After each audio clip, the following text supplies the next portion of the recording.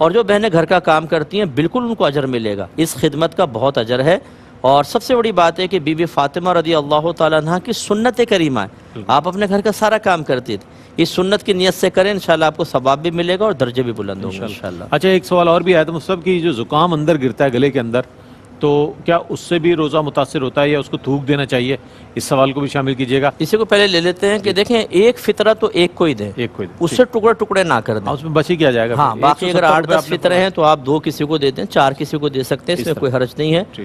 اور زکام اگر ہے تو ایک ہوتا ہے خود بخود اندر گرتا رہتا ہے، جی، خود بخود، ہاں، تو اس سے کوئی مسئلہ نہیں ہے۔ اور ویسے اگر آپ کو اختیار ہے کہ آپ تھوک سکتے ہیں یا اندر گرا لیں تو تھوکنا ہی افضل اور اولیٰ ہوتا ہے۔ اور زکوٰۃ کو ادھار نہیں دے سکتے، کیونکہ آپ ادھار دیں گے تو اس سے زکوٰۃ ادا کوئی ہوگی، وہ تو واپس آپ کو دے گا۔